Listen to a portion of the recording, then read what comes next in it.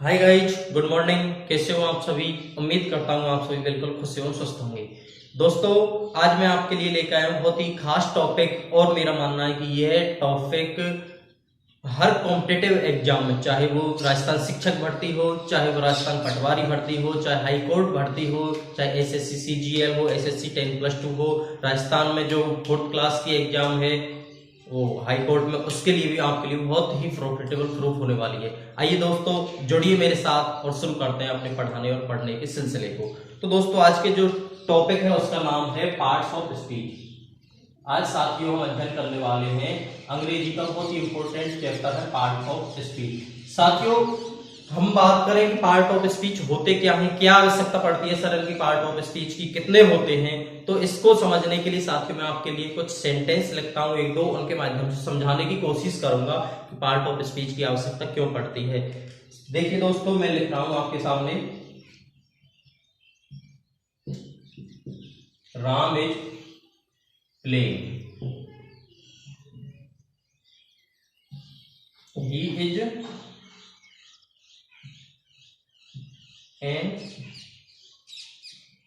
intelligent,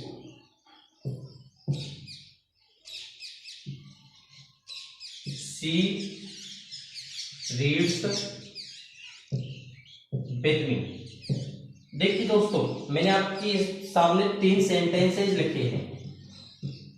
Ram is playing, he is an intelligent, she reads with me. दोस्तों, हम इनको identify करते हैं। एक मैंने पिछली क्लास में आपको बताया था सब्जेक्ट वर्ब और ऑब्जेक्ट को आइडेंटिफाई करना, एट्रीब्यूट, पार्टिटिव, और मैंने आपको एक दो चीज और बताई थी। एक तो सब्जेक्ट कॉम्प्लीमेंट के बारे में भी बताया था, एक ऑब्जेक्ट की 2 कैटेगरी होती हैं, डायरेक्ट और इनडायरेक्ट ऑब्जेक्ट, उनके बारे में भी मैंने आपको अध्ययन कराया था। साथियों, इनको हम दूसरे एंगल से देखते हैं, एक तो सब्जेक्ट वर्ब ऑब्जेक्ट, और इनके अलावा देखिए दोस्तों, हम राम को अगर आइडेंटिफाई करें तो नाउन कह सकते हैं। बिल्कुल सर, नाउन है राम, संज्ञा है। नाउन के बारे में अध्ययन करेंगे हम पार्ट्स ऑफ स्पीच के अंदर ही। इज प्लेइंग, इसको कहें तो ये वर्ब है। क्या है सर? वर्ब है। इसी प्रकार से सेकंड सेंटेंस को देखते हैं सर, तो ही प्रोनाउन है सर, इज वर्ब है, और एन जो इंटेलिजेंट है ये एडजेक्टिव है सर, एडजेक्टिव। इसी प्रकार सेंटेंस में सी प्रोनाउन है, ये वर्ब है सर, ये विद प्रपोजिशन है सर,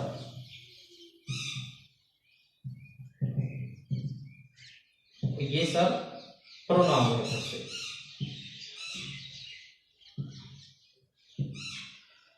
साथियों, राम नाउन, ये वर्ब हुई इज प्लेइंग, इसी प्रकार से इसमें ही प्रोनाउन हुआ, वर्ब हुई और एडजेक्टिव हुआ। दोस्तों, मैं आपसे बता देना चाहता हूं कि नाउन, प्रोनाउन, एडजेक्टिव जो हमने क्लासिफिकेशन किया है, इस क्लासिफिकेशन को समझने के लिए ही, इसका नामकरण करने के लिए ही पार्ट्स ऑफ स्पीच की आवश्यकता पड़ती है हमें। सरकार इस सारे के सारा जो सिस्टम बताया है मैंने, इसको समझने के लिए हमें पार्ट्स ऑफ स्पीच के माध्यम से इसको समझना पड़ता है, और इन्हीं भागों को हम पार्ट्स ऑफ स्पीच के अंदर पढ़ेंगे। कहीं नहीं जाना है, देखते रहिए सामने।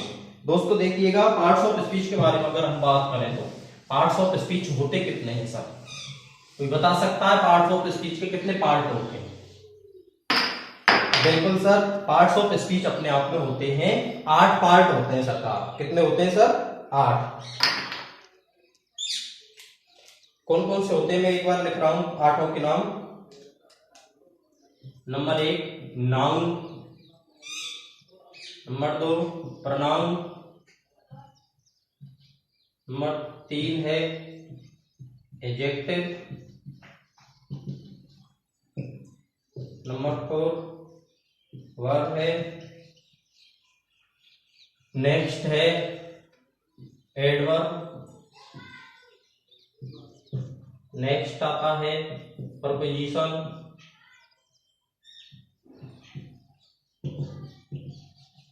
नेक्स्ट है कंजंक्शन,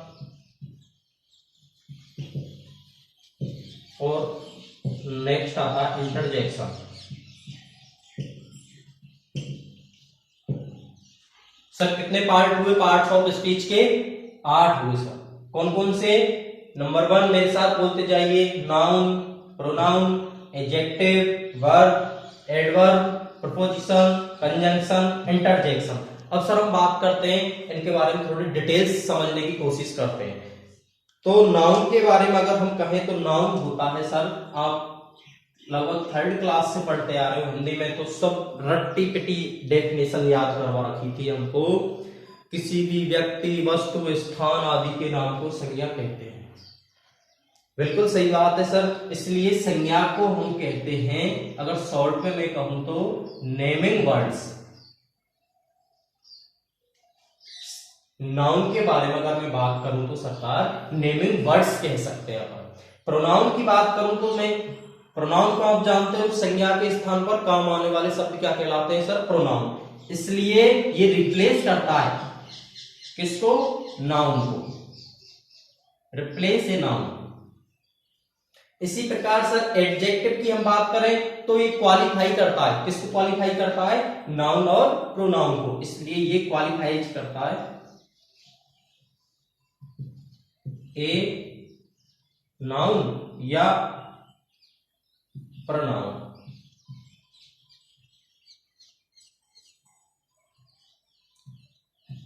इससे सर अगर वर्ब की अगर बात करें अपन तो वर्ब शो करता है एक्शन को।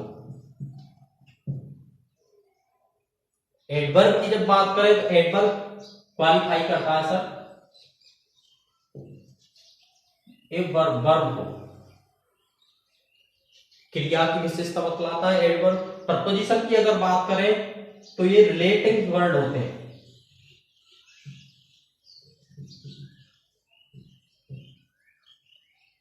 कंजंक्शन की बात करें तो कनेक्टिंग वर्ड होते हैं। इंटरजेक्शन की बात आई सर, ये सब तो आपने लगभग सुने होंगे, लगभग ज्यादा ज्ञान नहीं होगा, किसी को कम होगा, लेकिन हर टोटल जो वर्ड्स लिखे हुए हैं ये टच किए हुए। लेकिन बात आती है इंटरजेक्शन की। इंटरजेक्शन क्या होता है सर? अभी नया नया लग रहा है आपके लिए, तो मैं आपको बताऊं सर कि इंटरजेक्शन को अगर मैं क्लास में, हम सभी शांति से बैठे हुए हैं, अभी कोई शॉर्ट सर्किट से वायर में आग लग जाए तो क्या आवाज निकलेंगी आपके अंदर से?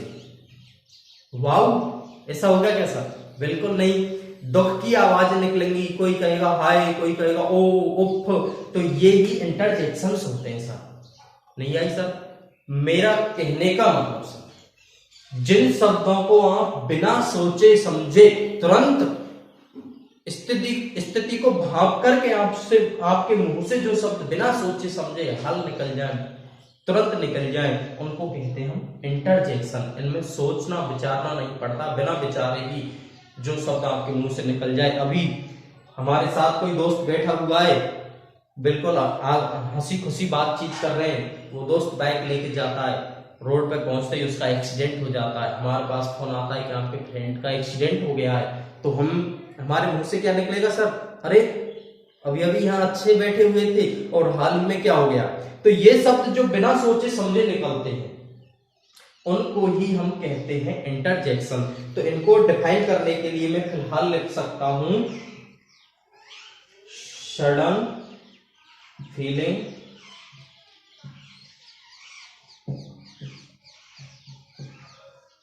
एक्सप्रेसिंग वर्ड्स, यानी अचानक घटनाओं को भांपकर जो शब्द अपने मुंह से निकले वो इंटरजेक्शन कहलाते हैं। जैसे कि ओहो, आहा, ओ है, हुर्रे है, अलास है, ये शब्द इंटरजेक्शन कहलाते हैं। साथियों एक बार फिर से देखते हैं, पार्ट्स ऑफ स्पीच के 8 पार्ट होते हैं। Number first noun, naming word कहते हैं अपन। प्रोनाउन रिप्लेस करता है एक नाउन को। एडजेक्टिव की बात करें हम, क्वालिफाइज करता है नाउन और प्रोनाउन को। वर्ब की अगर बात करें एक्शन को शो करता है। एडवर्ब की अगर बात करें तो क्वालिफाई करता है वर्ब को। प्रपोजिशन की अगर बात करें तो रिलेशन शो करता है, रिलेशन शो करता है दो या दो से अधिक नाउन या प्रोनाउन के बीच में। कंजंक्शन की अगर बात करें तो कनेक्शन को शो करता है दो या दो से अधिक नाउन या प्रोनाउन के बीच में जोड़ने का काम करता है उनको। इंटरजेक्शन की बात करें तो बिना सोचे समझे जो शब्द अकस्मात ही अचानक अपने मुंह से निकल जाए वो इंटरजेक्शन कहलाते हैं। साथियों फिलहाल कुछ एग्जांपल्स की मदद से हम इनको समझना चाहेंगे। नेक्स्ट क्लास है जो बिल्कुल डीपली एक एक जो टॉपिक है आपका नाउन प्रोनाउन इसको अलग अलग से बिल्कुल डीपली पढ़ेंगे, हर चीज के बारे में पढ़ेंगे, बिल्कुल कहीं मत जाइएगा, देखते रहिए सामने। तो साथियों इनको आप नोट करना चाहें नोट कर सकते हैं, वीडियो रोक करके नोट कर सकते हैं सब। आगे मैं इनको कुछ एग्जांपल्स की मदद से समझाने का प्रयास करूंगा दोस्तों।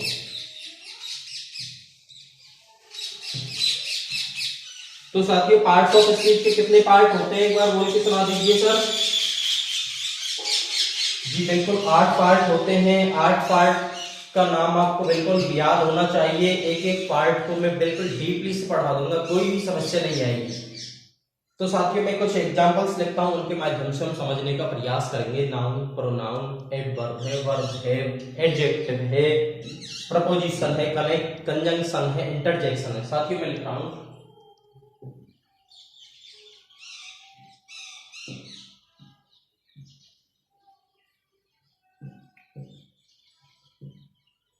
Ram is a good boy.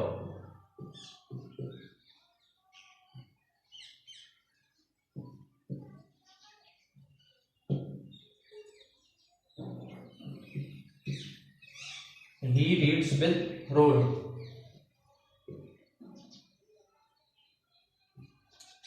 I sit on the floor.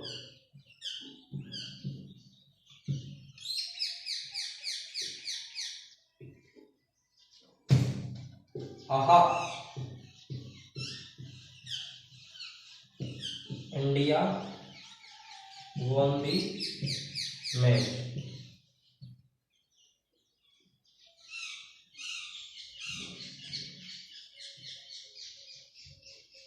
Mohit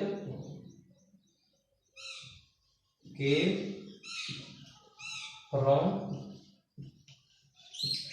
Jaipur.